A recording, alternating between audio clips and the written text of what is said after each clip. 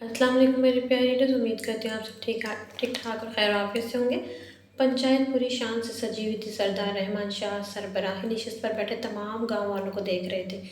इनके जिगर के टुकड़े का कत्ल किया गया था। ये कोई छोटी बात नहीं थी। सरदार रहमान शाह कोई मामूली नाम नहीं था। हर एक शख्स इनके कहर से वाकिफ था। अगर उन्हें गुस्सा आ जाता था तो वो अगले को एक पल में ही ख़त्म कर देते थे।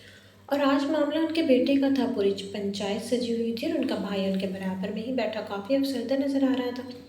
सुभान शाह अपने भाई के बिल्कुल बरअक्स था। जितना गुस्सा रहमान शाह को आता था, इतने ही नरम दिल सुभान शाह थे। हर एक से मोहब्बत से पेश आते थे। किसी से भी बदतमीजी करना इनके लिए गुनाह के मुतरादिफ था।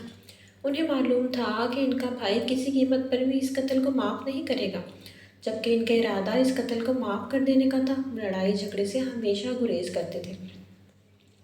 इनका मानना था मौत अल्लाह के हाथ में। अगर मौत आई है तो इस पाक परवरदिगार के हुक्म से आई है।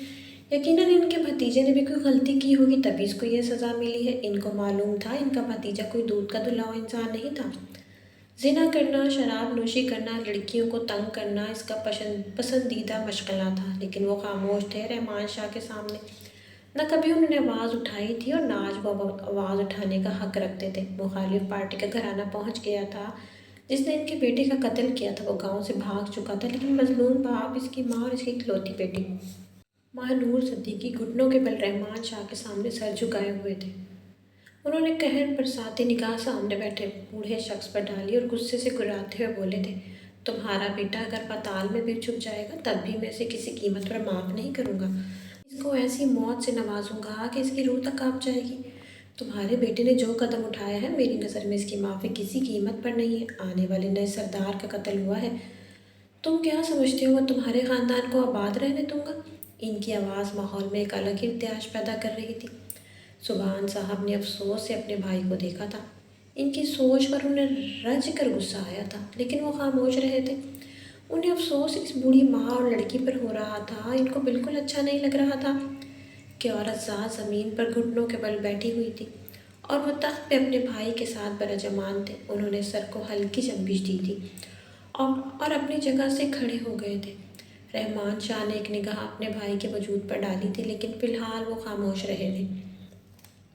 सुभान शाह इन लोगों को बहुत गौर से देख रहे थे, जबकि वो बूढ़ा शख्स हाथ जोड़ते हुए बोला था, सरदार साहब, मैं जानता हूँ मेरे बेटे से गलती हुई है और मैं बिल्कुल इस हक़ में हूँ कि इसको कत्ल किया जाए, इसको फांसी दे दी जाए। लेकिन साहिब, हमारा कोई कसूर नहीं है। हम बेकसूर लोग हैं, गांव में खेती करते हैं और अपने घर का चूल्हा जलाते हैं। दोनों में लड़ाई हुई थी और दोनों ने ही एक दूसरे को ज़ख्मी किया था, लेकिन मेरे बेटे का बार खाली नहीं गया और आपका बेटा इस दुनिया से चला गया। जबकि रहमान साहब ने दुख से आंखें भी चुनी थी। कासिम सिद्दीकी मज़ीद बोले, इसके लिए मैं दिल से माफ़ी चाहता हूँ, लेकिन साहिब, हम लोगों की कोई गलती नहीं है। मगर इसी पल रहमान शाह का पारा 7वें आसमान पर पहुंचा था और उन्होंने अपनी बंदूक निकालकर कासिम सिद्दीकी की तरफ की थी और गुस्से से बोले थे, मैं अभी के अभी तुम्हें कत्ल कर देता, अभी के अभी तुम्हें कत्ल कर देता हूँ और कहता हूँ कि इसमें मेरा कोई कसूर नहीं है। तो तुम्हें क्या महसूस होगा? जबकि महानूर ने तड़प कर रहमान शाह को देखा था। वो बेसाख्ता अपने बाप के सामने आई थी और सरदार के आगे हाथ जोड़ते हुए गुलगीर लहजे में बोली थी, मैं माफ़ी चाहती हूँ सरदार साहब, हम वाकई बेकसूर हैं, लेकिन जो भी सज़ा आप हमारे लिए मुंतखब करेंगे हमें कबूल होगी। जबकि रहमान शाह, जो उसके बाप को कत्ल करने का इरादा रखता था, इसकी बेटी की बात सुनकर फ़ौरन ही अपनी बंदूक नीचे कर ली थी। वो लड़की देखने में बला की हसीन थी और उसकी जिल्द दूध की तरह सफ़ेद और मलाई की तरह नरम थी। खूबसूरत खसाली आंखें इसको मज़ीद हसीन तरीन बना रही थी। कुदरती गुलाबी गाल, जिसको देखकर किसी गुलाब का गुमान होता था, और पंखड़ियों की मानद खूबसूरत होंठ इसके हुस्न में 4 चांद लगा चुके थे।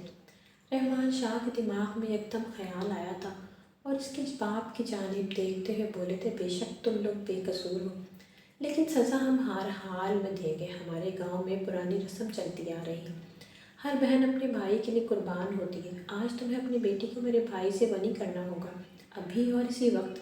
तुम्हारी बेटी का निकाह मेरे भाई सुभान शाह से किया जाएगा। क्या तुम्हें ये सज़ा मंजूर है? जबकि सुभान शाह, जो पीछे खड़े इस पंचायत के अख्ताम का इंतज़ार कर रहे थे, रहमान शाह की बात सुनकर सकते में आ गए थे। इनके पास अल्फाज नहीं थे, वो इस रस्म से इख्तलाफ रखते थे, لیکن بھری پنچایت میں اگر وہ کچھ بھی کہتے تو ان کے بھائی کی بدنامی ہوتی، اسی لیے ضبط سے وہیں کھڑے رہے تھے۔ ان کا دودھ جیسا سفید چہرہ لال سرخ ہو گیا تھا، غصے کے مارے ان کی نسیں ابھر چکی تھیں اور وہ دانت بھیگ چکے تھے۔ ان کا بس نہیں چل رہا تھا، وہ کچھ کر گزریں گے، لیکن بے انتہا بے بس تھے۔ جبکہ صدیقی صاحب ہاتھ جوڑتے اور منت کرنے والے انداز میں بولے تھے، سردار صاحب میری بیٹی بہت معصوم ہے، اس کا کوئی قصور نہیں، آپ کیوں اس کو سزا دینا چاہتے ہیں؟ آپ میری بیٹی کو تلاش کر لیں اور پھر جو اس کو سزا دینا چاہتے ہیں ہمیں منظور ہے، ہم اف نہیں کریں گے، لیکن آپ خدا کے لیے میری بیٹی کے ساتھ ایسا ظلم نہ کریں۔ جبکہ رحمان شاہ کے چہرے پر ایک خباثت بھری مسکان آئی تھی اور وہ اپنی جگہ سے کھڑے ہوتے ہوئے سنجیدگی سے بولے تھے، اگر تمہیں یہ رسم منظور نہیں تو ہم تمہارے پورے خاندان کا قتل کر دیں گے، تبھی ہمارا بدلہ پورا ہوگا، بولو منظور ہے؟ جبکہ اچانک ہی گاؤں والوں نے شور مچانا شروع کر دیا تھا اور صدیقی صاحب کو مناتے ہوئے بولے تھے کہ قتل ہونے سے بہتر ہے کہ لڑکی کا نکاح کر دو، تمہارا بیٹا بھی اس طرح بچ جائے گا اور تم لوگ بھی بے موت نہیں مارے جاؤ گے۔ جبکہ زبان شاہ سب کچھ دیکھ کر اپنے آپ کو جس طرح قابو کیے کھڑے تھے وہی اس پل جانتے تھے۔ جبکہ مہنور نے نظر گھما کر اپنے باپ اور اپنی ماں کو دیکھا تھا، وہ بہت خاموش طبیعت لڑکی تھی، اس کے نزدیک اس کے ماں باپ اس کی کل کائنات تھے۔ اگر سردار رحمان شاہ اس کے سامنے اس کے ماں باپ کو قتل کر دیتا تو وہ کہاں زندہ رہ پاتی؟ اس نے اپنے بازو ڈھیلے چھوڑ دیے تھے اور بلند آواز میں بولی تھی، میں 18 سال کی ہو چکی ہوں، اپنا فیصلہ لے سکتی ہوں، اس لیے بھری پنچایت میں سبحان شاہ کو اپنے نکاح میں قبول کرنے کے لیے تیار ہوں۔ آپ میرا نکاح اپنے بھائی سے کروا سکتے ہیں، لیکن آپ اسی وقت بھری پنچایت میں مجھ سے وعدہ کریں گے کہ آپ میرے ماں باپ کو کوئی نقصان نہیں پہنچائیں گے اور میرے بھائی کو بھی معاف کر دیا جائے گا، تبھی میں اس بنی کی رسم کو بڑھاوا دوں گی۔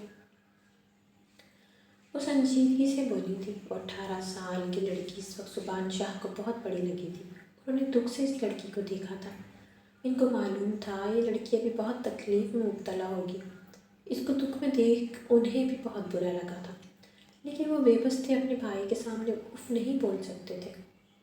رحمان شاہ نے اسی وقت مہنور سے وعدہ کیا تھا کہ وہ اس کی تمام باتیں ماننے کو تیار تھے۔ فوراً ہی مولانا صاحب اور گواہوں کا انتظام کیا گیا تھا۔ بھری پنچایت میں 18 سالہ مہنور کا نکاح 33 سال کے سبحان شاہ سے کروا دیا گیا تھا، جبکہ وہ پیچ و تاب کھا کے رہ گئے تھے۔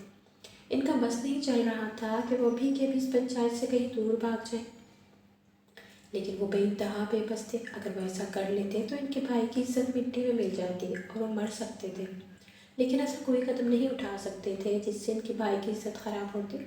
ان کے لیے ان کا بھائی بہت اہمیت کا حامل تھا۔ باپ کے مر جانے کے بعد سبحان شاہ نے ہمیشہ رحمان شاہ کو ہی اپنا باپ تسلیم کیا تھا، لیکن آج انہیں نہ بولنے پر بے انتہا پچھتاوا ہو رہا تھا۔ انہیں دل سے افسوس تھا کہ وہ لڑکی جو محض 18 سال کی تھی، اس کی زندگی برباد ہو چکی تھی، مگر وہ بے انتہا بے بس تھی۔ چند ہی پل بعد رحمان شاہ نے زبردستی مہنور کو ملازمہ کے ذریعے حویلی پہنچا دیا تھا۔ ان کو معلوم تھا ان کی بیوی گھر پر موجود ہے اور وہ مہنور کو اچھی طرح پوچھ سکتی تھی۔ فی الحال وہ پنچایت میں ہی ٹھہرے تھے اور سبحان شاہ کو بھی اپنے پاس ہی ٹھہرنے کا حکم دیا تھا، کیونکہ وہ تھوڑی بات چیت سبحان شاہ سے کرنا چاہتے تھے۔ لیکن سبحان شاہ نکاح ہوتے ہی اپنی گاڑی لے کر شہر کی طرف روانہ ہو گیا تھا۔ ان کا دماغ بالکل بھی کام نہیں کر رہا تھا، وہ ابھی فی الحال کسی سے بھی رابطہ نہیں رکھنا چاہتے تھے۔ ان کی آنکھ ٹوٹ گئی تھی، کئی سال پہلے کیا وعدہ آج ٹوٹ چکا تھا، وہ ضبط کے آخری مرحلے پر تھے۔ وہ 13 سال پیچھے چلے گئے تھے، ان کی آنکھوں کے سامنے ان کا ماضی کسی فلم کے مانند چل رہا تھا۔ وہ یونیورسٹی میں زیر تعلیم تھے جب ان کا سامنا روزی سے ہوا تھا۔ وہ لڑکی دیکھنے میں بے انتہا حسین تھی، جس پر انہوں نے روزی کو دیکھا تھا، اسی پر وہ دل میں طے کر چکے تھے کہ وہ اس لڑکی کو اپنی زندگی کا ہمسفر لازمی بنائیں گے۔ اس کی عادت، انداز، بات کرنے کا طریقہ انہیں بے انتہا پسند آیا تھا۔ گاؤں میں انہوں نے آج تک ایسی لڑکی نہیں دیکھی تھی، کہنے کو وہ شہر کی لڑکی تھی، لیکن اپنے آپ کو ہمیشہ ڈھانپ کر رکھتی تھی۔ یہی وجہ تھی کہ سبحان شاہ انہیں دل ہی دل میں پسند کرنے لگے تھے، جبکہ روزی بھی ان سے محبت کرنا شروع کر چکی تھی۔ ان دونوں نے ابھی تک ایک دوسرے سے اپنے دل کی بات نہیں کہی تھی، اور وہ دن بھی دور نہیں تھا جب وہ دونوں اپنے دل کی بات بولتے۔ تقریباً وہ سیمسٹر گزر جانے کے بعد سبحان شاہ نے ہمت کی تھی وہ اس طرح ہاتھ پر ہاتھ رکھ کر نہیں بیٹھ سکتے تھے۔ روزی جوان تھی، خوبصورت تھی، کوئی بھی اس سے شادی کے لیے تیار ہو سکتا تھا، اور انہیں ڈر اسی بات کا تھا کہ اگر اس کے لیے کوئی پرپوزل آ گیا اور اس نے ایکسیپٹ کر لیا تو ان کا کیا ہوگا۔ کچھ سوچ کر انہوں نے روزی کی جانب اپنے قدم بڑھائے تھے۔ کینٹین میں سناٹا ہو رہا تھا، تمام اسٹوڈنٹ کلاس لینے کے لیے جا چکے تھے۔ بہت کم ہی اسٹوڈنٹ کینٹین میں موجود تھے۔ آج روزی تنہا تھی۔ اس کی بیسٹ فرینڈ اتفاقی طور پر آج یونیورسٹی نہیں آئی تھی۔ سبحان شاہ نے گہری سانس ہوا کے سپرد کی تھی اور ہمت کر کے اپنے قدم روزی کی ٹیبل کے قریب بڑھائے تھے۔ ان کا دل دھڑک دھڑک کر پاگل ہونے کے قریب آ گیا تھا۔ سانس تو دھونکنے کی مانند چل رہا تھا، لیکن پھر بھی وہ ہمت نہیں ہارے تھے۔ کینٹین میں اے سی چلنے کے باوجود ان کے ماتھے پر پسینہ چمک رہا تھا۔ انہوں نے ٹیبل کے قریب آ کر ایک گہری سانس ہوا کے سپرد کی تھی اور روزی کو مخاطب کرتے ہوئے بولے تھے، اگر آپ کی اجازت ہو تو میں آپ کے ساتھ بیٹھ سکتا ہوں؟ روزی نے حیران ہو کر سبحان شاہ کو دیکھا تھا۔ شاید وہ سکتے میں آ چکی تھی۔ اس کو بالکل بھی اس چیز کا اندازہ نہیں تھا کہ سبحان شاہ جیسی شخصیت اس کے پاس آ کر کھڑی ہو جائے گی اور اس کو مخاطب کرے گی۔ وہ کچھ نہیں بول پائی تھی، جبکہ سبحان شاہ عجیب کیفیت کا شکار ہو گئے تھے۔ اس کا جواب نہ دینا انہیں عجیب شرمندگی میں مبتلا کر رہا تھا۔ انہیں لگ رہا تھا جیسے روزی کو ان کا مخاطب کرنا برا لگا ہے۔ وہ پلٹتے اس سے پہلے ہی روزی ان کو مخاطب کرتے ہوئے بولی تھی، آپ کہاں جا رہے ہیں؟ بیٹھ جائیں، میں نے انکار تو نہیں کیا۔ اس کی جلد بازی میں کہے جملے انہیں بہت راحت بخش چکے تھے، یعنی اگر دوسری طرف بھی تھی۔ وہ گہری سانس لے کر اس کے سامنے والی کرسی پر بیٹھ گئے تھے۔ دونوں کے مابین خاموشی کا راج تھا۔ سبحان شاہ بہت ہمت کر رہے تھے، لیکن اس کے باوجود بھی کچھ بول نہیں پا رہے تھے۔ چند پل بعد انہوں نے اپنے آپ میں ہمت جمع کی اور روزی کی جانب دیکھتے ہوئے تحمل سے بولے تھے، میں جانتا ہوں روزی، آپ ایک اچھے گھرانے سے تعلق رکھتی ہیں۔ آپ کا لباس ہی آپ کی پاکیزگی کی گواہی ہے۔ میں کبھی بھی آپ سے یہ بات نہیں کرتا۔ میرا ارادہ ہماری پڑھائی مکمل ہو جانے کے بعد اپنے بھائی کو آپ کے گھر بھیجنے کا تھا، لیکن شاید مجھے لگتا ہے وقت آ چکا ہے کہ آپ کو اطلاع کر دی جائے۔ میں ان سب چیزوں پر یقین نہیں رکھتا ہوں۔ جو پسند آ جائے اس سے نکاح کرنے کی خواہش رکھتا ہوں۔ میں آپ سے پہلے دن سے ہی محبت کرتا ہوں اور آپ سے شادی کرنا چاہتا ہوں۔ کیا آپ میرا ساتھ قبول کریں گی؟ میں ہمیشہ آپ کو خوشیاں دوں گا، کبھی بھی آپ کی آنکھوں میں آنسو آنے نہیں دوں گا۔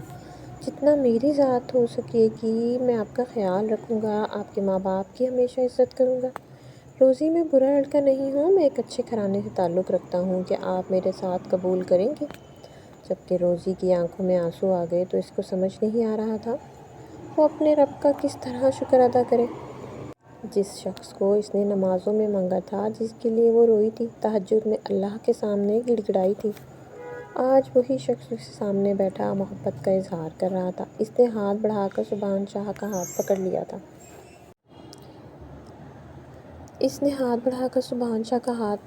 اور ان کی آنکھوں میں دیکھتے ہوئے نم لہجے میں بولی تھی، میں کئی بار آپ کے سامنے آ کر اپنے دل کی بات کہنا چاہتی تھی، لیکن مجھے یہی ڈر لاحق ہوتا تھا کہ نہ جانے آپ کو میں پسند آؤں گی یا نہیں۔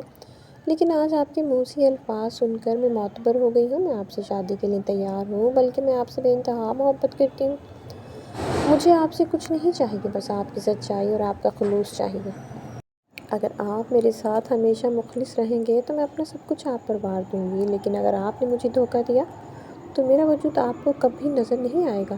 روزی کی باتیں سن کر سبحان شاہ کی آنکھیں بھی چھلک پڑی تھیں۔ ان دونوں نے اس دن سے ہی اپنی زندگی کا ایک نیا آغاز کر دیا تھا، لیکن کہتے ہیں نا، بعض خوشیاں انسان کو آرام سے میسر نہیں آتیں۔ ایسا ہی حال سبحان شاہ کے ساتھ ہونے والا تھا، جس سے وہ ناواقف تھے۔ وقت گزرتا جا رہا تھا، روزی اور سبحان شاہ ہر پل ایک ساتھ ہی پائے جاتے تھے۔ ان کے بارے میں ہر جگہ باتیں ہو رہی تھیں، لیکن ان دونوں نے ہی اس پر توجہ دینا بالکل بھی ضروری نہیں سمجھا تھا۔ یونیورسٹی کے اختتام پر دونوں نے ایک دوسرے سے وعدہ کیا تھا کہ وہ دونوں کسی قیمت پر بھی ایک دوسرے کا ساتھ نہیں چھوڑیں گے۔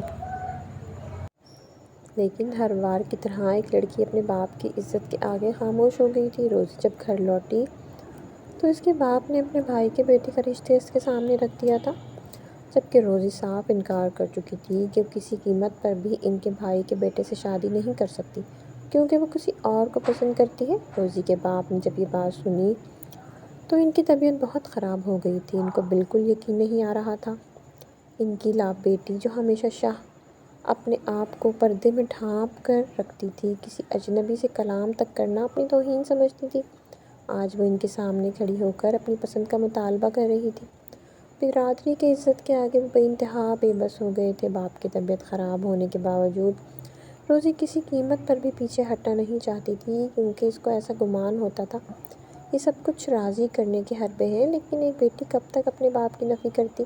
اور جب روزی کے باپ نے اسے اپنی پگڑی اتار کر روزی کے قدموں میں رکھی تھی، اسی پل اس کو ہار ماننا پڑی تھی، اور اس نے اپنی محبت کو قربان کر دیا تھا اور اپنے باپ کی عزت کو اونچا کر کے ان کے بھائی کے بیٹے کے لیے ہاں کر دی تھی۔ شادی کی تیاریاں عروج پر جاتی جا رہی تھی اور روزی کی طبیعت بے حال ہو گئی تھی۔ اس کو سمجھ نہیں آ رہا تھا کہ کس منہ سے سبحان شاہ کو انکار کرے، کیونکہ یونیورسٹی کو معلوم تھا یہ دونوں ایک دوسرے کے لیے پاگل تھے۔ سبحان شاہ روزی کی محبت میں اس قدر گرفتار ہو چکے تھے کہ اگر روزی ذرا سا بیمار بھی ہو جاتی تھی تو انہیں پل میں خبر ہو جاتی تھی، اور اب بھی ان کا دل بہت گھبرا رہا تھا۔ ایسا لگتا تھا جیسے ان کی روزی بالکل بھی ٹھیک حالت میں نہیں ہے۔ اور کہتے ہیں نا، جب محبت کی جاتی ہے تو احلام آ جاتے ہیں۔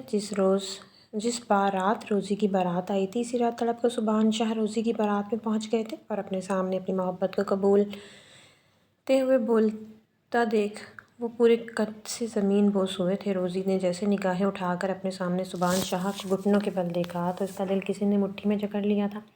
ایسا محسوس ہوتا تھا جیسے وہ سانس تک لینا بھول گئی تھی۔ وہ تو ساکت نظروں سے سامنے کا منظر دیکھ رہی تھی۔ کئی لوگوں نے ایک مضبوط مرد کو پورے قد سے گرتے ہوئے دیکھا تھا۔ وہ پل تھا جب سبحان شاہ نے اپنے آپ سے وعدہ کیا تھا کہ وہ مرتے مر جائیں گے لیکن کبھی بھی شادی نہیں کریں گے، اور کبھی کسی عورت ذات پر مر کر بھی بھروسہ نہیں کریں گے۔ ہاں، ان کے نزدیک عورت ذات بہت اہمیت کی حامل تھی۔ وہ ماں کے روپ میں جنت دیکھتے تھے، بیٹی کے روپ میں رحمت دیکھتے تھے، اور بیوی کے روپ میں ایک خوبصورت ہمسفر دیکھتے تھے، لیکن اس کے باوجود انہوں نے شادی سے اجتناب کر لیا تھا۔ روزی کی شادی کے بعد ان کی طبیعت بہت خراب ہوئی تھی۔ کئی دن تک وہ ہسپتال میں ہی بہت ابتر حالت میں پڑے رہے تھے۔ ان کے بھائی بھی کافی پریشان ہو گئے تھے کہ انہیں ہوا کیا ہے، مگر کوئی بھی ان کے دل کے روگ سے واقف نہیں تھا کہ وہ ایک ایسے مرض میں مبتلا ہو چکے ہیں جس سے رہائی محض موت ہے۔ لیکن کہتے ہیں نا، اللہ تعالیٰ انسان کے لیے پہلے سے ہی منصوبے بنا لیتا ہے۔ وہ اپنے آپ سے وعدہ کر چکے تھے کہ وہ کبھی شادی نہیں کریں گے، کیونکہ عورت ذات محض دھوکہ دیتی ہے، اس کے علاوہ اور کچھ نہیں دیتی۔ وہ پل یاد کر کے ان کی آنکھوں سے آنسو آج بھی جھلک پڑے تھے۔ مرد کبھی بھی اپنی محبت کو بھول نہیں پاتا، اور سبحان شاہ نے تو روزی سے سچے دل سے محبت کی تھی، بھلا وہ اس کو کیسے بھول سکتے تھے؟ اس دن کے بعد ان کی روزی سے کبھی ملاقات نہیں ہوئی تھی۔ ہاں، اس کی دوست کے ذریعے یہ بات معلوم ہو گئی تھی کہ اس رشتے کے لیے اس کے باپ نے اسے انتہا فورس کیا تھا، جس کے باعث وہ اپنی محبت کو اپنے باپ کی عزت کے سامنے قربان کر گئی تھی۔ لیکن وہ بے بس تھے، وہ پھر بھی اپنے آپ کو دوسری بار دھوکہ کھانے کے لیے راضی نہیں کر پائے تھے۔ رحمان شاہ نے کئی بار کوشش کی تھی کہ وہ سبحان شاہ کی شادی کروا دیں، لیکن ان کی ایک ہی ضد تھی کہ وہ مر جائیں گے لیکن شادی نہیں کریں گے۔ وہ ہوش کی دنیا میں لوٹے تھے، ان کی پکڑ اسٹیئرنگ وہیل پر سخت ترین ہو گئی تھی۔ ان کی شادی ان سے 15 سال چھوٹی لڑکی سے کروا دی گئی تھی اور وہ کچھ نہیں کر پائے تھے۔ ان کے بھائی کی عزت کے آگے انہیں بھی خاموش ہونا پڑا تھا۔ آج کئی سال بعد انہیں اس بات کا احساس ہوا تھا کہ روزی اس وقت کس درد سے گزری ہوگی، مگر وہ ایک مرد تھے، وہ اس کو چھوڑ بھی سکتے تھے، اور انہوں نے سوچ لیا تھا وہ روزی کی جگہ کسی عورت کو نہیں دینا چاہتے تھے، اور نہ ہی کبھی دیں گے۔ وہ بھی گاڑی کو روڈ پر ڈالتے اچانک ان کے دماغ میں رحمان صاحب کے آخری الفاظ گونجے تھے۔ انہوں نے ملازمہ کو حکم دیا تھا کہ ماہنور کو حویلی پہنچایا جائے، اور حویلی میں ان کی بھابھی موجود تھی جو کسی جلاد سے کم نہیں تھی۔ ان کا بیٹا مرا تھا، اور ان تک بھی اس بات کی اطلاع پہنچ گئی تھی کہ رحمان صاحب نے غنی کا مطالبہ کیا ہے۔ اگر وہ وقت پر گھر نہ پہنچتے تو ان کی بھابھی اس معصوم لڑکی کو زد و کوب کر سکتی تھیں۔ ان کے پل میں سانپ تن گئے تھے اور انہوں نے گاڑی کو ریورس کر لیا تھا۔ انہوں نے اپنا ارادہ ملتوی کر لیا تھا، اور اس بحر شہر کسی قیمت نہیں جا سکتے تھے۔ اگر وہ شہر جاتے تو محض ایک لڑکی کی زندگی برباد ہو جاتی۔ وہ چند پل میں ہی تمام راستہ عبور کر کے اپنی حویلی پہنچ گئے تھے۔ ان کے سوچنے کے بالکل ٹھیک مطابق جیسے ہی انہوں نے حویلی میں قدم رکھا تھا، ان کے کانوں میں ماہنور کی چیخ و پکار گونج اٹھی تھی۔ ان کا دل نہ جانے کیوں انجانے احساس سے دھڑک اٹھا تھا۔ وہ بے ساختہ بھاگتے ہوئے اندر کی طرف بڑھے تھے۔ سامنے ہی ان کی بھابھی اس معصوم لڑکی کو ایک موٹے ڈنڈے سے مار رہی تھی اور غصے سے چلاتے ہوئے بول رہی تھی، بدبخت، تمہیں موت کیوں نہیں آ گئی؟ تیرے بھائی نے میرے بیٹے کو مار دیا، میں تجھے ختم کر دوں گی، بلکہ صدیقی خاندان کی ہر ایک فرد کو ختم کر کے پھر سکون کا سانس لوں گی۔ یہ کہتے ہی انہوں نے وہ موٹا ڈنڈا ماہنور کے سر پر مارنے کی کوشش کی تھی، لیکن اسی پل سبحان شاہ نے اس ڈنڈے کو تھام لیا تھا اور ان سے کھینچ کر وہ ڈنڈا دور پھینکا تھا اور اپنی بھابھی کو دیکھتے ہوئے غصے سے بولے تھے، بھابھی، آپ پاگل ہو گئی ہیں یا آپ کا دماغ چل چکا ہے؟ اگر یہ لڑکی مر جاتی تو آپ آگے کیا جواب دیتی؟ رحمان بھائی نے بھری پنچایت میں اس لڑکی کو میرے ساتھ منی کیا ہے۔ اگر آج کے دن یہی قتل ہو جائے گی تو پورا گاؤں ہمارے سر پر کھڑا ہو جائے گا، تب آپ کیا کریں گی؟ اور آخری بار میں آپ کو یہ بات سمجھا رہا ہوں، یہ لڑکی میری بیوی ہے، اس کو میرے نام سے منسوب کیا گیا ہے، اس کے ساتھ جیسا سلوک کرنا ہے میں کروں گا، میں کسی کو اجازت نہیں دیتا کہ میری بیوی پر کوئی ہاتھ اٹھائے۔ انہوں نے نیچے زمین پر پڑی ہوئی ماہنور کا ہاتھ تھام کر اسے پورے قد سے اپنے برابر میں کھڑا کیا تھا اور سکینہ بیگم کو دیکھتے ہوئے وہ چبا چبا کر بولے تھے۔ وہ کچھ کہتی اس سے پہلے ہی انہوں نے ماہنور کا ہاتھ تھام لیا تھا اور اسے سیدھا اپنے کمرے میں لے آئے تھے۔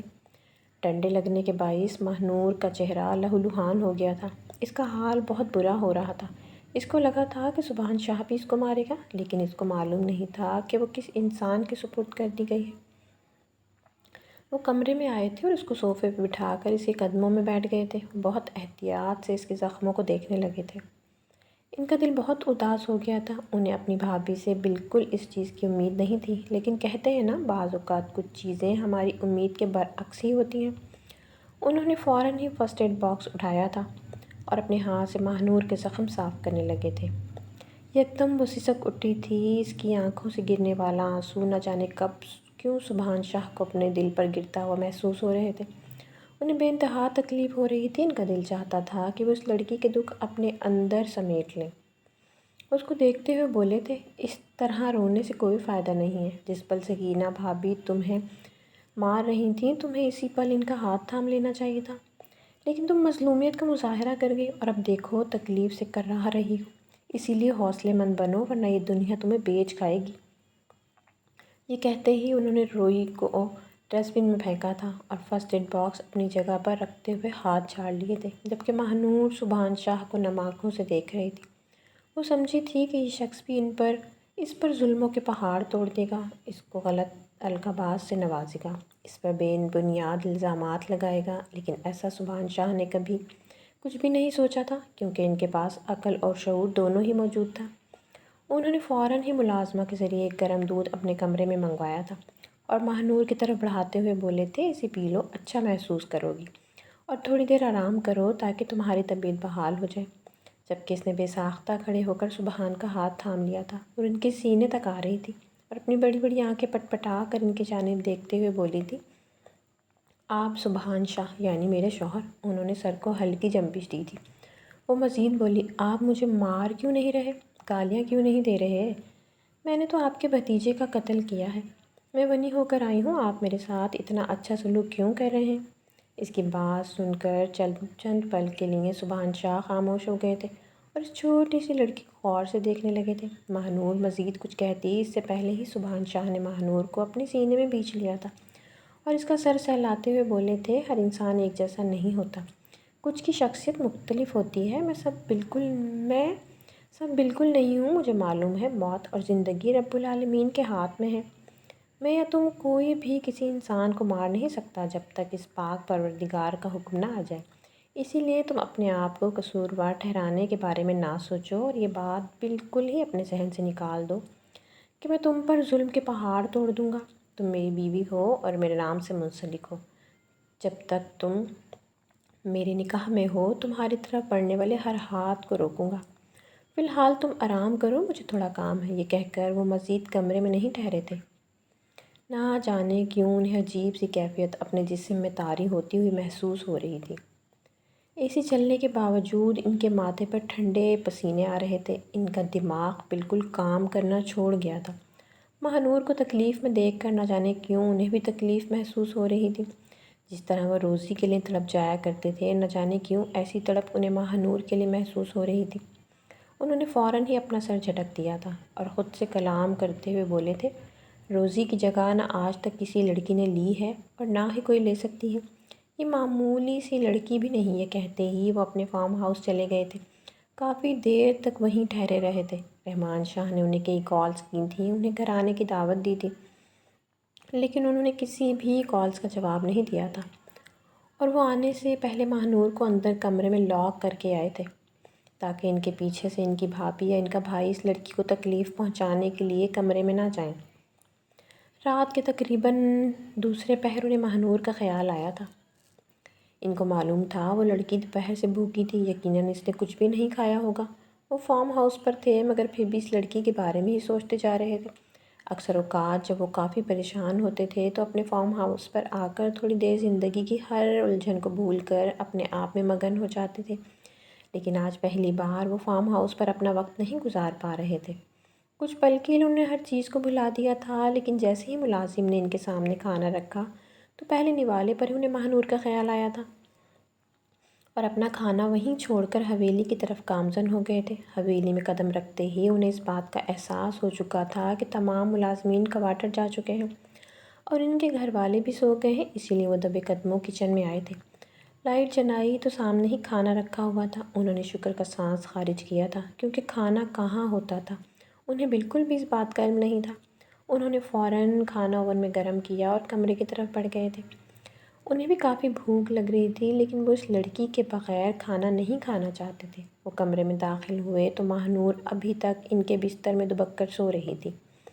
انہیں حیرانگی ہوئی تھی، رات کے 2 بج رہے تھے۔ اس لڑکی کو تقریباً دوپہر کے 1 بجے سلا کر گئے تھے، اور اب بھی اس کا سوتے رہنا انہیں حیرت میں مبتلا کر چکا تھا۔ انہوں نے فوراً ہی قریب جا کر اس کے ماتھے پر ہاتھ لگایا تھا، اور ان کے سوچنے کے بالکل ٹھیک مطابق وہ بخار میں تپ رہی تھی۔ ان کے ماتھے پر ان گنت بل پڑ چکے تھے۔ انہوں نے فوراً اے سی بند کر دیا تھا اور ڈاکٹر کو فون کر کے حویلی ہی مدعو کر لیا تھا۔ ان کا دماغ بالکل کام نہیں کر رہا تھا۔ ٹھنڈ کے باعث ماہنور کانپ رہی تھی، جبکہ وہ اپنا سر تھام چکے تھے۔ ان کو سمجھ نہیں آ رہا تھا وہ کیا کریں۔ بھوک کے مارے ابھی تھوڑی دیر پہلے ان کی جان نکل رہی تھی، اور اب بھوک کا کہیں نام و نشان تک نہیں تھا۔ تھوڑی ہی دیر بعد ڈاکٹر صاحب آ گئے تھے۔ ماہنور کا معائنہ کرنے کے بعد ڈاکٹر صاحب نے ماہنور کو ریسٹ کرنے کی ہدایت کی تھی، اور ساتھ میں سبحان کو بھی تاکید کی گئی تھی کہ اس کا خیال حد سے زیادہ رکھا جائے، جبکہ انہوں نے تائیدی انداز میں سر ہلا دیا تھا۔ ان کو معلوم ہی نہیں تھا اس 15 سال چھوٹی لڑکی سے نہ جانے کیوں انہیں بہت اپنائیت محسوس ہو رہی تھی۔ ساری رات وہ اس کے سرہانے بیٹھے اس کے ماتھے پر پٹیاں رکھتے رہے تھے۔ آدھی رات کے قریب ماہنور کی آنکھ کھلی تھی اور اس نے سبحان شاہ کے ہاتھ سے ہی کھانا تناول کیا تھا، جبکہ سبحان شاہ طے کر چکے تھے کہ وہ اپنی زوجہ کے ساتھ یہاں نہیں رہیں گے بلکہ اس کو لے کر اپنے شہر والے گھر میں شفٹ ہو جائیں گے۔ ان کو علم تھا اگر ان کی بیوی یہاں پر رہتی تو نہ رحمان شاہ انہیں سکون کا سانس لینے دیتے اور نہ ہی ان کی بیگم، اسی لیے اگلی صبح ہوتے ہی انہوں نے اپنے گھر والوں کو اطلاع کر دی تھی اور ماہنور کے ہمراہ شہر شفٹ ہو گئے تھے۔ اس فیصلے پر رحمان شاہ بہت بگڑے تھے۔ انہوں نے خوب غصہ کیا تھا، لیکن انہوں نے کسی بات کو بھی اہمیت دینا ضروری نہیں سمجھا تھا جو انہوں نے سوچا تھا اور انہوں نے کر لیا تھا، جبکہ وہ معصوم سی لڑکی ایک انجانے خیال میں مبتلا تھی۔ اس کو دھیرے دھیرے سبحان شاہ کے رویے سے محبت ہونا شروع ہو گئی تھی۔ انسان محبت کا بھوکا ہوتا ہے، جہاں سے محبت ملتی ہے اس کا ہی گرویدہ ہو جاتا ہے۔ جب تک وہ بیمار رہی تھی سبحان شاہ نے اس کی خوب خدمت کی تھی، اور پھر وہ بھی طے کر چکی تھی کہ اپنے شوہر کی وہ بھی خوب خدمت کرے گی اور ہمیشہ ان کی وفادار رہے گی۔ ان دونوں کو شہر آئے ہوئے آج 1 ہفتہ ہو گیا تھا۔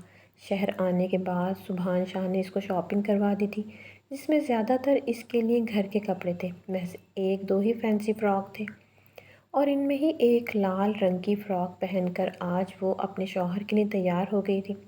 اس کو معلوم تھا یہ سب کچھ سبحان شاہ کو بالکل پسند نہیں آئے گا، کیونکہ ان کا رویہ کافی سرد ہوتا تھا، لیکن ان کے اس سرد رویے میں بھی محبت کی جھلک ہوتی تھی۔ وہ جانتی تھی کہ وہ اپنی نرمی اور فرمانبرداری سے سبحان شاہ کو اپنا قائل کر لے گی، مگر وہ نہیں جانتی تھی کہ جلد یا بدیر سبحان شاہ اس کو چھوڑنے کا ارادہ رکھتے تھے۔ تیار ہونے کے بعد وہ لاؤنج میں ہی بیٹھ گئی تھی اور اپنے مزاجی خدا کے آنے کا انتظار کرنے لگی تھی۔ وقت گزرتا جا رہا تھا اور وہ آنے کا نام ہی نہیں لے رہے تھے۔ اس نے بالوں کو کھول کر پشت پر بکھیر دیا تھا اور اپنے آپ کو خوب سنوارا تھا۔ کوئی بھی اس کو دیکھتا تو پل ہی میں بہک جاتا تھا۔ رات کے تقریباً 12 بجے کے قریب سبحان شاہ کی گاڑی پورچ میں رکی تھی، جبکہ وہ فوراً اپنی جگہ سے کھڑی ہو کر باہر کی طرف بے ساختہ بھاگی تھی۔ دروازے پہ کھڑے ہو کر اپنے شوہر کا اندر آنے کا انتظار کرنے لگی تھی، اور جیسے ہی سبحان شاہ نے اپنی بیوی کو دروازے پر اتنا تیار کھڑا دیکھا تو ان کے تو اعصاب ہی کام کرنا چھوڑ گئے تھے۔ وہ اپنی جگہ پر ساکت ہو گئے تھے۔ انہوں نے آج سے پہلے اتنی خوبصورتی کہیں نہیں دیکھی تھی۔ ہاں، وہ بہت خوبصورت لڑکیوں سے بھی ملاقات کر چکے تھے، لیکن جو معصومیت ان کی اپنی بھی میں نہیں تھی، ایسی معصومیت ان کی آنکھوں کے سامنے کبھی نہیں آئی تھی۔ وہ قدم بقدم چلتے ہوئے دروازے کے قریب آئے تھے۔ وہ کوئی سوال کرتے یا کچھ کہتے اس سے پہلے ہی مانور بھاگتے ہوئے ان کے گلے سے لگ گئی تھی اور بنا سوچے سمجھے ان کے گال پر اپنے ہونٹ ثبت کرتے ہوئے بولی تھی، میں نے آپ کا بہت انتظار کیا۔ آپ نے آج آنے میں اتنی دیر لگا دی ہے۔ میں نے آپ کے لیے بہت لذیذ پکوان اپنے ہاتھ سے تیار کیے ہیں۔ آئے سائی جی، میں آپ کو دکھاتی ہوں۔ یہ کہتے ہی وہ ان کو تھام کر اندر لے آئی تھی۔ جبکہ سبحان شاہ اپنے آپ کو کوئی ربوٹ محسوس کر رہے تھے۔ میز لذیذ پکوان سے سجا ہوا تھا۔ وہ اپنے ہاتھ سے ان کو کھانا کھلانے لگی تھی۔ وہ اس کو جھڑک دینا چاہتے تھے، یہ سب کچھ کرنے سے روک دینا چاہتے تھے، لیکن نہ جانے کون سی طاقت تھی جو انہیں ایسا کرنے سے باز رکھ رہی تھی۔ وہ خاموشی سے بیٹھ کر پورا کھانا ہی ماہنور کے ہاتھ سے کھا چکے تھے۔ اب ان کا ارادہ سونے کا تھا، لیکن آج ماہنور کے ارادے کافی خطرناک تھے۔ وہ ان کے آگے ہاتھ پھیلاتے ہوئے بولی تھی، ہم نے اس رشتے کو دل سے قبول کر لیا ہے سائیں۔ سائیں جی، آج آپ ہمیں دھتکارنا مت۔ ہم لڑکی ہو کر آپ کی طرف قدم بڑھا رہے ہیں، ہمیں ہمارے حقوق چاہیے۔ یہ کہتے ہی اس نے سبحان شاہ کے گلے میں اپنی باہوں کا ہار ڈال دیا تھا، جبکہ وہ جو اس کو منع کرنا چاہتے تھے اس کے الفاظ سن کر خاموش ہو گئے تھے۔ یہ بات حقیقت تھی، وہ محض 18 سال کی تھی، لیکن اس کے باوجود وہ پہل کر رہی تھی۔ وہ مرد ہو کر اس کی ذات کی توہین نہیں کر سکتے تھے۔ انہوں نے خاموشی سے اس کو اپنی باہوں میں اٹھا لیا تھا اور سیدھا کمرے میں لے گئے تھے۔ انہوں نے ماہنور کو اس کا حق دے دیا تھا۔ وہ جانتے تھے وہ بہت چھوٹی ہے، ابھی ان سب چیزوں کے لیے نہیں بنی، مگر وہ اس کی پہل کو جھڑکنا نہیں چاہتے تھے، لیکن ان کا ارادہ کچھ اور تھا۔ انہوں نے طے کر لیا تھا کہ وہ ماہنور کو طلاق دے دیں گے تاکہ وہ اپنی ایک الگ زندگی گزار سکیں، اپنی عمر کے ایک لڑکے سے شادی کر سکے۔ لیکن انہیں معلوم ہی نہیں تھا کہ اس سے پہلے ہی ان کی زندگی میں کس طرح کا بدلاؤ آنے والا ہے۔ ماہنور اپنی طرف سے اپنی ازدواجی زندگی شروع کر چکی تھی، لیکن نہ جانے کیوں سبحان شاہ کو بے چینی ہو رہی تھی۔ یہ بات حقیقت تھی، انہیں ماہنور اچھی لگنے لگی تھی۔ اس کی عادت، اس کا انداز سب ان کے دل کو بہت بھا رہا تھا، مگر پھر بھی وہ اپنے اور اس کے درمیان فرق کو محسوس کر رہے تھے۔ ان کی نظر میں وہ بہت چھوٹی تھی اور وہ کسی کا دل نہیں مارنا چاہتے تھے۔ ان کو معلوم تھا کچھ عرصے بعد وہ بوڑھے ہو جائیں گے اور ان کی بیوی جوان، تب وہ اپنی بیوی کی اداؤں کا کیا کریں گے؟ لیکن کہتے ہیں نا، ایک صابر عورت اپنا گھر بنا لیتی ہے، نسل آباد کر دیتی ہے۔ کچھ دنوں سے ماہنور کی طبیعت کافی خراب ہو رہی تھی، بہت سے زیادہ چڑچڑی ہو رہی تھی اور نہ ہی کچھ کھا پی رہی تھی۔ سبحان شاہ کھانے کے معاملے میں بالکل رعایت نہیں کرتے تھے۔ وہ ویسے بھی بہت کمزور تھی اور اگر مزید نہ کھاتی تو نظر بھی نہ آتی۔ ان دونوں کے درمیان ازدواجی زندگی شروع ہو چکی تھی، اسی لیے اس کا جان بنانا بے انتہا ضروری تھا۔ وہ اکثر اوقات اس کو ٹوکتے تھے کہ تم نے زندگی تو شروع کر لی ہے، لیکن تمہارے اندر اتنی جان نہیں ہے کہ تم مجھے برداشت کر سکو۔ وہ ہمیشہ ہنس کے ٹال دیا کرتی تھی، لیکن آج جب وہ ان کے لیے کھانا میز پر سجا رہی تھی تب اچانک اس کو اتنی زور کا چکر آیا تھا کہ وہ ان کے پاس ہی بے ہوش ہو گئی تھی۔ وہ بے ساختہ اس کو لیے ہسپتال کی طرف بھاگے تھے۔ ایمرجنسی میں ماہنور کو ایڈمٹ کر لیا گیا تھا اور وہ باہر کھڑے ماہنور کے ٹھیک ہو جانے کی دعائیں کر رہے تھے۔ ان کا دماغ کام بالکل نہیں کر رہا تھا، کیونکہ انہیں معلوم تھا کہ ان کی بیوی کے ساتھ کیا ہوا ہے۔ اکثر اوقات رحمان شاہ ان پر زور دیتے تھے کہ تم واپس حویلی آ جاؤ، ہم تمہاری بیوی پر کوئی ظلم و زیادتی نہیں کریں گے، تمہیں پنچایت کے معاملات سمجھانے ہیں، زمینوں کو دیکھنا ہے، لیکن وہ نہ چاہتے تھے اور نہ ہی وہ گئے۔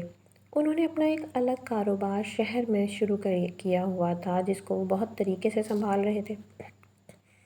ابھی تھوڑی ہی دیر گزری تھی جب ایک ڈاکٹرنی کمرے سے باہر آئی تھی اور سبحان شاہ کو مخاطب کرتے ہوئے مسکراتے ہوئے لہجے میں بولی تھی، آپ کی بیٹی ماں بننے والی ہے۔ یہ بات سن کر سبحان شاہ نے ضبط سے آنکھیں میچی تھیں۔ ان کو معلوم تھا جلد یا بدیر ایسے القابات ان کو سننے ہی تھے۔ انہوں نے ضبط سے اپنی مٹھیاں بھیج لی تھیں اور اس ڈاکٹر کو دیکھتے ہوئے سنجیدگی سے بولے تھے، وہ میری بیٹی نہیں بلکہ بیوی ہے۔ بات کرتے ہوئے آپ اس بات کی تصدیق کر لیا کریں۔ جبکہ وہ ڈاکٹرنی فوراً ہی شرمندہ ہو گئی تھی اور سر جھکا کر منمنانے لگی تھی۔ جبکہ وہ اس کو نظر انداز کیے کمرے میں چلے گئے تھے، سامنے ہی ماہنور بستر پر لیٹ کر سو رہی تھی۔ انہوں نے اپنے چہرے پر ہاتھ پھیرا تھا۔ ان کا ارادہ تو آج یا کل میں ماہنور کو طلاق دینے کا تھا، لیکن اب یہ خبر سن لینے کے بعد وہ بالکل پتھر کے ہو گئے تھے۔ ان کو سمجھ نہیں آ رہا تھا وہ کیا کریں۔ ڈاکٹر صاحبہ صاف بول چکی تھیں کہ اگر ابارشن کروایا گیا تو اس کی جان بھی جا سکتی ہے، اسی لیے وہ خاموش ہو گئے تھے۔ یہ خبر جب ماہنور کے اٹھنے کے بعد دی گئی تو وہ خوشی سے اچھلنا شروع ہو گئی تھی، جبکہ سبحان شاہ غصے سے ڈانٹ چکے تھے اور وہ منہ بسور کر رہ گئی تھی۔ وہ لوگ گھر چلے گئے تھے۔ سبحان شاہ اس پر خوب سختی کر رہے تھے کیونکہ انہیں معلوم تھا وہ بہت چھوٹی ہے، اب ان سب چیزوں کے لیے نہیں بنی ہے، مگر اب یہ ہو چکا تھا تو اللہ کی دی ہوئی نعمت کو نہیں ٹھکرا سکتے تھے۔ انہوں نے اپنا ارادہ فی الحال کے لیے ملتوی کر دیا تھا، مگر نہ جانے کیوں اب انہیں اپنا ارادہ ختم ہوتا ہوا محسوس ہو رہا تھا، کیونکہ جو سکون انہیں کئی سال بعد نصیب ہو رہا تھا وہ سکون انہیں اس شادی سے پہلے نہیں ملا تھا۔ وقت گزرتا جا رہا تھا، ماہنور کے حد سے زیادہ قریب ہو گئے تھے۔ اس کا خیال رکھنا، اس کی چھوٹی چھوٹی چیزوں پر نظر ثانی کرنا، اس کو غلطی پر ٹوکنا، اس کی ہر ضروریات کا خیال رکھنا ان کے لیے بہت اہم بنتا جا رہا تھا، اور نہ جانے کیوں وہ لڑکی ان کے دل کے بے انتہا قریب ہو گئی تھی۔ وقت گزرتا جا رہا تھا اور دن بھی سر پر آ پہنچا تھا جب ان کے گھر ایک ننھے مہمان کی آمد ہوئی تھی۔ جب انہوں نے اپنی اولاد کو اپنے ہاتھ میں لیا تو وہ زاروں قطار رونے لگے تھے۔ بے شک یہ پل ایک باپ کے لیے بہت ہی منفرد ہوتا ہے۔ اپنے وجود کا حصہ اپنے ہاتھ میں لے کر انہوں نے سینے سے لگا لیا تھا۔ یکدم انہیں اپنی بیوی کا خیال آیا تھا اور ڈاکٹر صاحبہ کی جانب دیکھتے ہوئے سوالیہ لہجے میں تڑپ کر بولے تھے، میری بیوی کیسی ہے؟ سب خیریت ہے نا؟ جبکہ وہ ڈاکٹر مسکراتے ہوئے بولی تھی، جی شاہ صاحب، آپ کی بیوی اور بچہ دونوں صحت یاب ہیں۔ آپ کی دعائیں رنگ لے آئیں، ورنہ ہمیں تو آپ کی بیوی کی کنڈیشن بالکل ٹھیک نہیں لگ رہی تھی۔ ان کا خیال رکھنے کی بے انتہا ضرورت ہے، کسی بھی طرح ان کو تکلیف نہیں ہونی چاہیے، ورنہ ان کی جان بھی جا سکتی ہے۔ ان کے جسم سے کافی خون ضائع ہوا ہے۔ انہوں نے سر اس بات میں ہلا دیا تھا۔ وقت گزرتا رہا تھا اور ان دونوں کو ایک ساتھ رہتے ہوئے آج 5 سال کا عرصہ بیت گیا تھا۔ اس دوران اللہ تعالیٰ نے انہیں ایک رحمت سے بھی نوازا تھا۔ سبحان شاہ اس حق میں نہیں تھے کہ انہیں ایک اور اولاد ہو، لیکن ماہنور کسی قیمت پر بھی باز نہیں آئی تھی۔ اس نے صاف کہہ دیا تھا کہ وہ اپنی اولاد کسی قیمت پر ختم نہیں کرے گی۔ اگر اللہ تعالیٰ نے ان کے گھر اولاد دی ہے تو وہ اس کو قبول کرے گی، جبکہ ہمیشہ کی طرح۔ سبحان شاہ خاموش ہو گئے تھے۔ وقت گزرتا جا رہا تھا۔ ان کو اس بات کا احساس ہو گیا تھا جو محبت اور لذت حلال محبت میں ہے وہ سکون حرام محبت میں نہیں ہے۔ انہوں نے اپنے فیصلے پر دل سے توبہ کی تھی اور ماہنور کے ساتھ ایک نئی ازدواجی زندگی کا آغاز کر دیا تھا اور اب اپنے خاندان کے ساتھ بہت خوش رہ رہے تھے۔ اس کے برعکس رحمان شاہ محض کڑنے اور لوگوں کو تکلیف دینے کے علاوہ اور کچھ نہیں کر سکتے تھے۔ ان کے پاس محض گاؤں والوں کو اذیت دینے کے علاوہ اور کوئی کام نہیں تھا، اور اپنی آخرت خراب کر رہے تھے، اور اس کے برعکس سبحان شاہ اپنی آخرت کو سنوار رہے تھے۔ انہوں نے شہر میں ہی یتیم بچوں کے لیے گھر بنایا تھا۔ اپنی اولاد کے ہونے کے بعد انہیں غریب بچوں کا احساس دل میں جاگا تھا، اور اس کام میں ماہنور نے ان کا برابر ساتھ دے رہی تھی۔ تو میرے پیارے ریڈرز، امید کرتی ہوں کہ کہانی آپ کو اچھی لگی ہوگی۔ اگر کہانی آپ کو اچھی لگی تو کمنٹ باکس میں اپنی قیمتی رائے کا اظہار ضرور کیجیے گا۔